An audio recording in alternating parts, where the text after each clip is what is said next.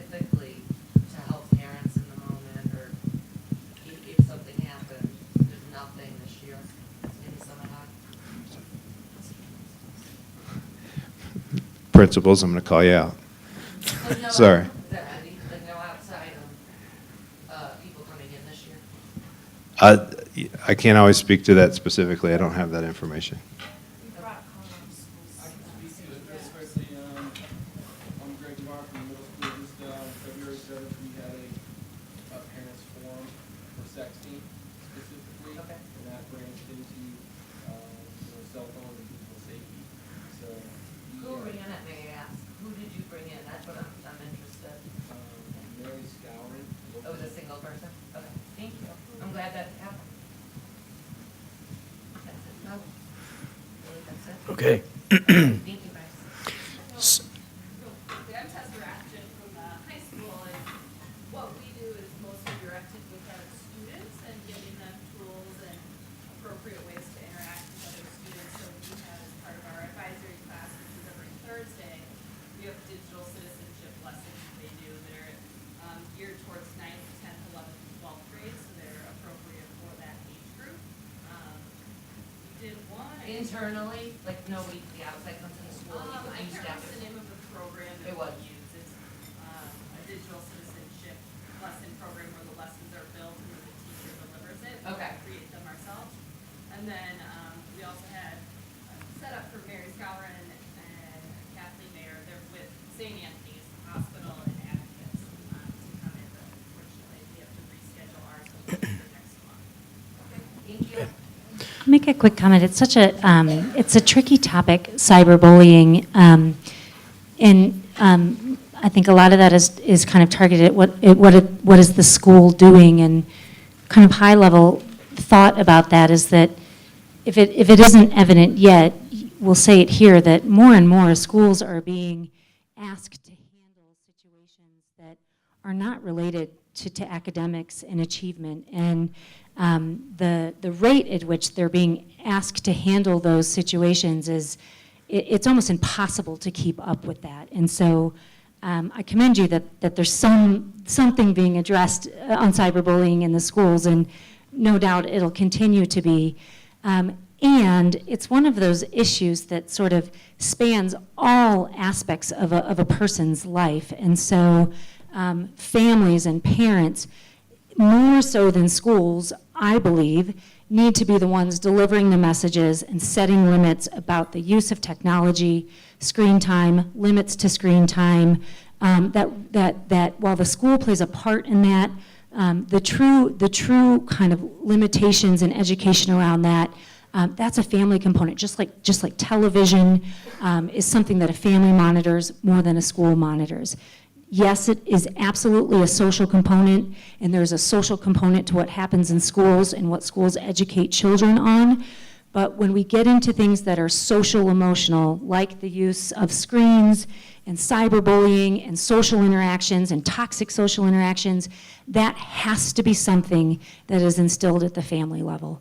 We cannot only rely, schools are doing their damnedest to create social emotional programming for youth because it is an important part of education. We know that more than ever, and we probably missed that for a long time. But inherently, it also needs to come from families. And we see a lot, because families are so busy and parents are working their asses off, that they, can we swear? That they, that's hardly swearing, right? But next time I'll check with you. But we see that because people are strapped, just like schools are strapped, families are strapped, single parents are strapped, we rely on schools to do everything, and we can't do that. It's just not fair, and it doesn't send that consistent message to kids that they need. Can I say, I have really messy handwriting. The point was for parents. Was there any resources for parents right now, trainings with them so that they can integrate it themselves? That's because I have connections of people that come to schools. Do the parents have anything yet? Because I have a local cyber Facebook page, and I'm helping the community. But has there been any trainings for parents? It sounds like the one at the middle school for sure, and then the high school was focusing more on the student to student. So, Okay, that's very cool. Thank yeah, you. absolutely. And I gotta go, but thanks for explaining it. Thank you, everyone. Okay, so we're the last few cards here. How are reports evaluated for conscious or implicit bias? How confident can minority populations feel that they're being protected from false reports? And another themed question about verbal, nonverbal to different races that are in the school system. So I assume that probably is referring to tips and things of that nature. So I think we try and just take them at their face value. Using Safe to Tell, for example, I think the information is what the information is. There's no attachment of race or this or that piece in there. So we really try and respond to what the information is and then investigate from there and dig into the information. And I think we do rely on school staff sometimes on what's the bigger picture with this student, and school staff having some understanding of what's going on with that student population. But I think really in terms of our response, because we're dealing with oftentimes threats and concerns of suicide and things like that, it's we just are worried about the threat and start with that and go and then kind of can dig in from there. Can you say that again? Sorry. No problem. And thank you for dealing with my voice tonight. How are reports evaluated for conscious or implicit bias? How confident can minority populations feel that they are protected from false reports?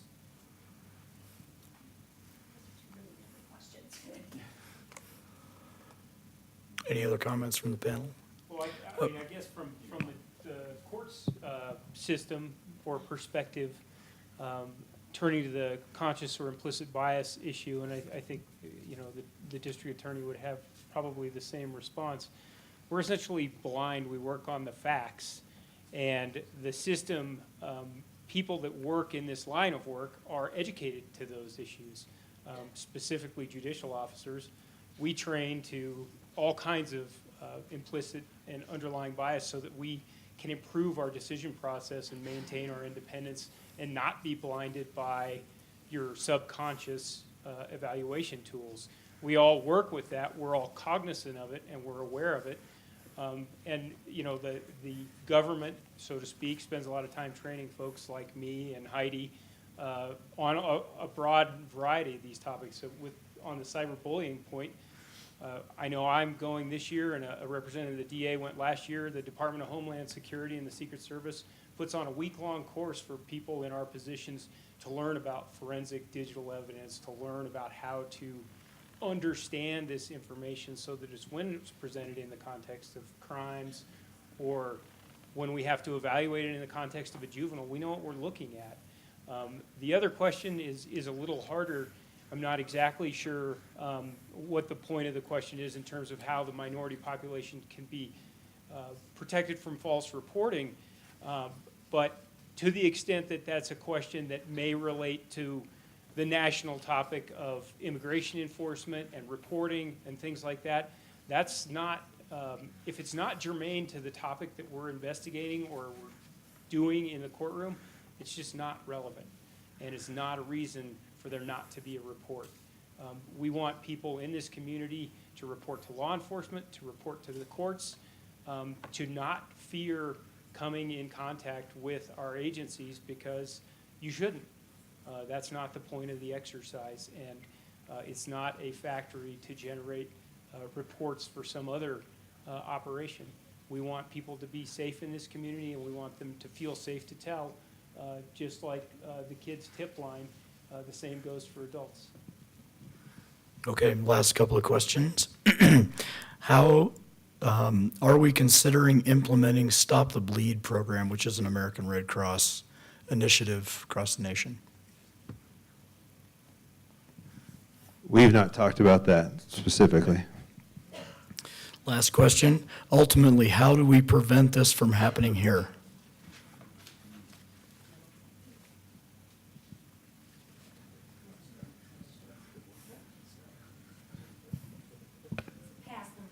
Right. You see that as pass the mic to the chair. You know, if we could prevent these things, they wouldn't be happening. I mean, that's the bottom line. If we could prevent them, they wouldn't be happening. All we can do is encourage people to, if you see something, hear something, to say something. encourage families to talk to your kids. Engage your children in what they're being taught in school about these lockdown drills.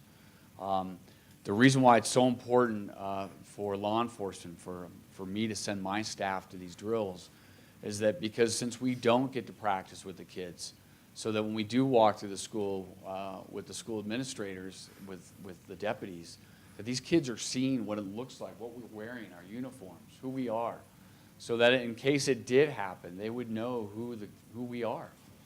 I mean, we want your kids to know who we are. That's why all of us, all the chiefs in here, send all of our cops whenever we can to the schools. Besides the school resource officers, I encourage my deputies, whenever they're going to and fro between the far reaches of the county, to stop in and walk through the schools. Our school resource officers send out the lunch menu all the time and encourage them to come eat with the kids, and they do. The cops go and eat with the kids. They sit down with your kids at the cafeteria and eat lunch. In talking with the other chiefs, I know that their staffs also go to all the other schools that are in the town limits. So, if there was a magic fix to this, we wouldn't all be sitting up here discussing this, and you guys wouldn't all be here past the time we said we'd be here discussing this. But, like I've said from the beginning, we're all in, or we wouldn't be here. And your kids' safety and security, and the safety and security of the school facilities and the staff that work in them and the teachers is paramount to us, paramount. Or we wouldn't be, on the phone in the middle of the night talking about a threat that came in over a safety tel, and start assessing when we talked about how do we assess these threats. We do it in the moment. I mean, literally in the moment. The phones start ringing, and then we start assessing. So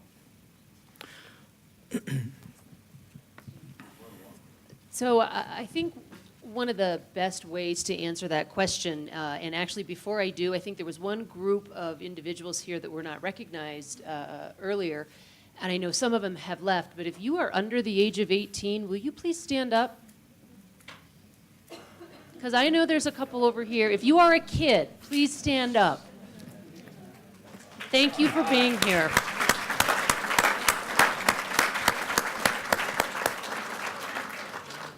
Thank you very much for being here. I appreciate it, even though you probably should be home doing homework. So whatever teachers are in the room, you should excuse them for tomorrow. That's right. The district attorney and the chief judge and the sheriff and even, supervisory agent from the FBI have given you a pass. But I think the appropriate response on that is that whether or not any one of us or any one individual has an answer as to how to prevent it, it does take a village. And the parents that have shown up, and law enforcement and first responders, school officials, school teachers, without forums such as this, it won't happen. We won't find a solution. Like the sheriff said, if in fact we could prevent it today, it wouldn't be happening. So moving forward, all we can do is share the information we have.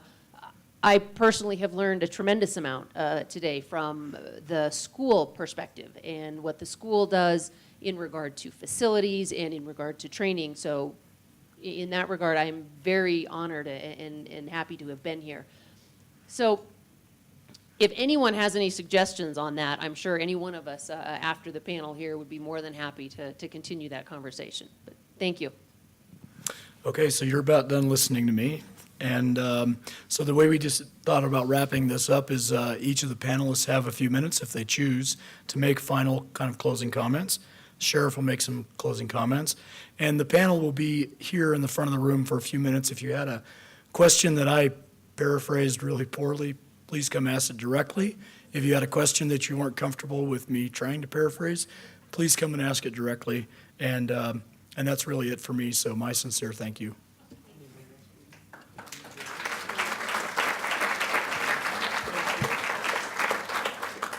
I guess the only thing, and I'm not going to talk for 2 minutes, I talk all day. The only thing that I would say to all the parents in the room, and I have 2 kids in the high school, at least technically one of them's overseas at the moment, and one that's graduated, and The only way we're going to prevent this, and the only other comment I have really, is be involved in your kids' lives. Look at their phones, be involved, know what they're doing. That's the key. I mean, we're never going to know anything. You know, Monday morning when I was driving my daughter to school, her phone was blowing up about the rumor mill about what was happening at Summit High on Monday. And if you don't know what's going on in your kids' lives, that's ground zero for all of us. So don't be shy about it. Get in their pockets and figure out how to communicate with them and know what they're doing. Because when you don't, that's when they end up with me and Heidi. Yeah, I'd just like to reiterate that, again, we're in for the long haul on the partnership front, and we're heavily engaged and ingrained in the community, and we're going to continue to support in any way we possibly can. That cyber piece is a big way that we can do it. We still list counterterrorism as our top investigative priority for the FBI and federal law enforcement in chief, but really cyber is like 1A because it just affects everything. So we're going to continue to be part of that piece as well. And I guess what I'd offer here at the end, and I've really enjoyed the dialogue too, I've learned a lot, is from a parent perspective, again, that communication with your kids. And this kind of got driven home to me, and I'm a law enforcement guy, right? But my 2 sons went off to school not long ago, and immediately we started getting some alerts on our telephone because someone had decided, and it was a tragedy, that a young man went into the school and killed himself in the school with a gun. And we're trying to figure out where the kids are and trying to make sure that they're safe. And all of a sudden, it's law enforcement and parent at the same time. And that was an interesting way to kind of divide my mind and try to figure some things out. But it also underscored with me that sometimes I take for granted conversation on this topic at home.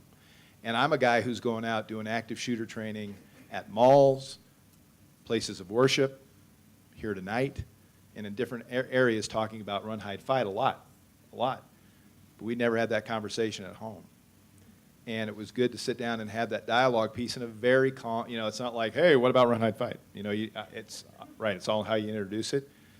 And you may not even have to use those words as the discussion topic, but it may be worth just sitting down sometime in a very casual manner because you are family, and reassuring them and talking through them, talking through these issues with them.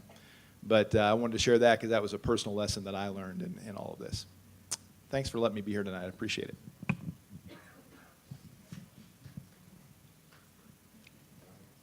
I'll go. My last thought is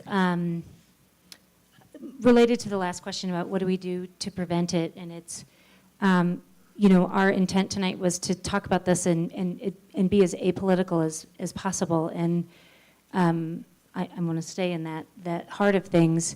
And when I think about the kind of commonality among all of these really kind of tragic occurrences and the growing nature of them, the thing that comes to mind is this experience or this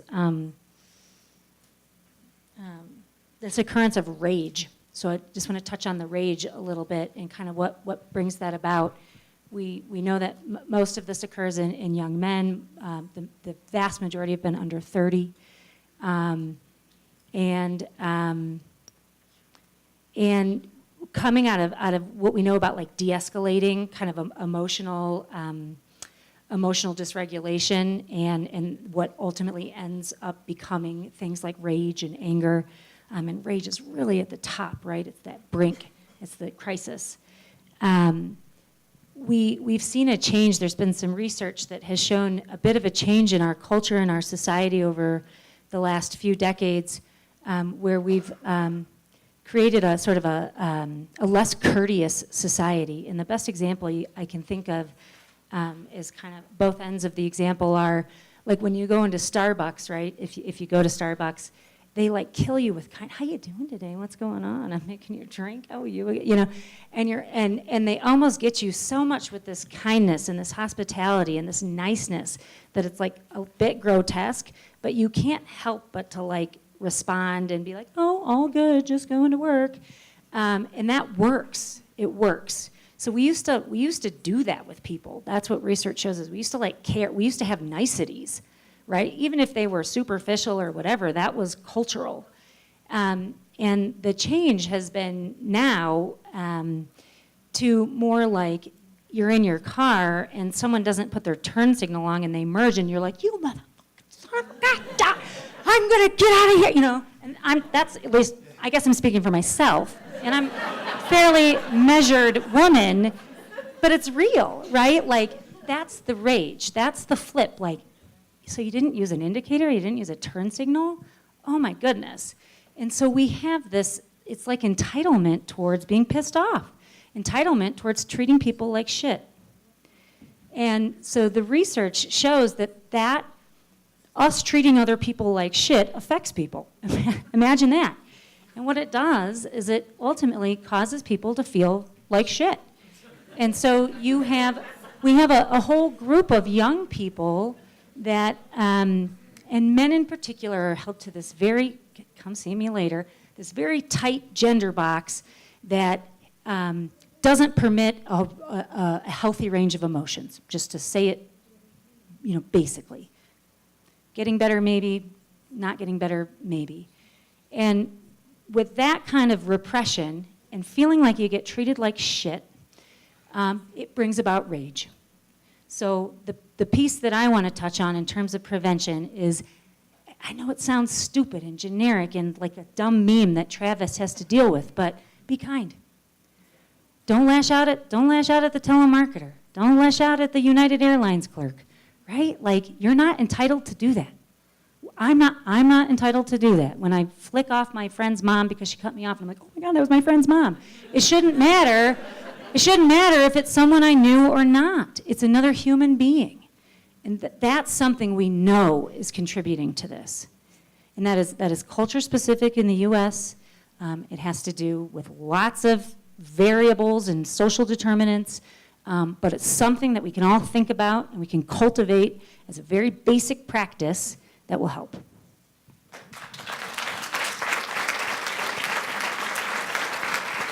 By the way, I think some of it was sinking in because I saw a couple guys holding hands when you were talking about the MRI thing, so yeah, I noticed that. And first of all, I think for the safety of the group, what do you drive? Hey. Hey, don't worry, Todd already knows. Super. I have a record, don't worry. He's tracking her phone. First, from the school district's perspective, one, I'd like to just say thanks to everybody for coming.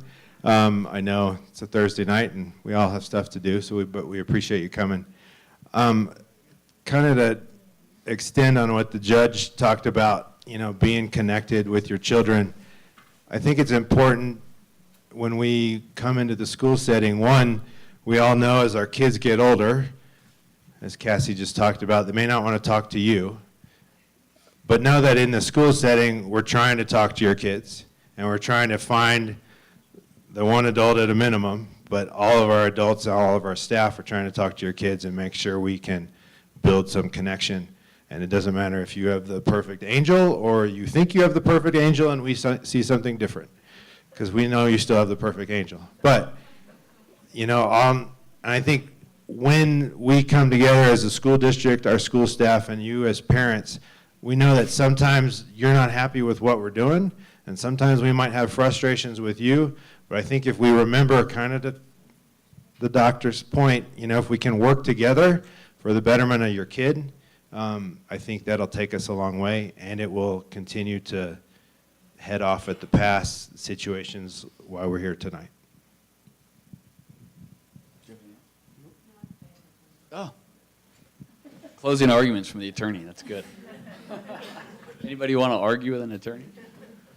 Listen, I want to thank you all for coming out tonight. You know, it took a lot of people to put this together. You know, the school district came together in partnership with me in this. You know, you got to meet, you know, what I like to call my friends, but are my colleagues. You know, they all came out because they support this mission. They support you. You know, this is all really important to us. And here's the thing. You know, I can reach out and touch any of these folks, and so can you. And the conduit to that is, you guys, I'm available to all of you, right? I'm your sheriff. So if you call me or you come into my office or you send me an email, I can reach out to any of these people. So that shows you that you're that connected to them also. 1 degree of separation, not 6, 1. Right? You know the game of how many phone calls does it take to call the governor? We can probably do it in 1, right? 1. We can do it in 1. There it is. But, you know, hey, is Aaron hiding over there somewhere? Aaron Opsel? So for those of you who don't know, Erin's my assistant, and she's the one that coordinated this whole thing tonight. It obviously wouldn't have happened without her putting it all together, so I'd really like to thank her. Yeah, thank you. Also, our friends from the Family Intercultural Resource Center in Silverthorne, FERC, provided the interpreter. Really like to thank them. I hope we didn't talk too fast. Also, I'd also like to recognize and thank our local media for coming out here and covering tonight, because obviously it's important to them too. You know, they're part of our community also. You know, and something that Cassie touched on, you know, about the kindness piece. You know, we talk about in the hallways of the sheriff's office all the time. We're always talking to staff. I'm talking to my staff is talking to staff about treating people with dignity, kindness, and respect. And as Cassie pointed out, it does work. You know, and how I know it works is because we do it all the time, we practice it. And I get the cards, the emails, the phone calls from you, the community members, talking about the positive interactions with law enforcement. I'm sure the other chiefs could probably speak to that too. But I would encourage you to keep those cards and letters coming, because it encourages all of us to continue to be kind and set that example out in the community. It's encouraging for our cops to get out in schools and get to know your kids. We really want to encourage that behavior and those good lunches at the school. You know, another piece that I failed to mention when we do this training piece, you know, the hospital, St. Anthony's here, you know, is a big piece of it. What we do is every time we hold a community exercise here that has to do with an active shooter, we surge the hospital, the emergency room. Jill, say hi to everybody. Jill's the emergency room director at the hospital, and we surge the hospital with patients. So they also get a piece of it, and they get to feel what it's like to all of a sudden be surged with an influx of patients from an active shooter drill. So another big piece of it. So anyways, I'd like to thank you all for coming out. I'd like to thank Joel for moderating this, wherever, Joel? Did he leave? Oh, hi, Joel. Thank you for moderating it. And again, as Joel said, the panel will be around here for a few minutes afterwards to answer any questions. I hope, it's my hope, you know, what I said in the beginning was, you know, we're here because of the national conversation, but we're really here to talk about how it affects our community and what we're doing about it. And that's why I had everybody stand at the beginning to show you that, you know, we are your community support system. We are. And I hope that tonight that you got some answers you were looking for. I hope if you didn't, you know where to find me, and I know where to find all of them. So please, if you didn't get it answered, come up and talk to us afterwards, or just reach out. You know, my office is right here in Breckenridge at the Justice Center, so, and the judge is right down the hall. We can go see him. So anyways, thank you so much, and good night.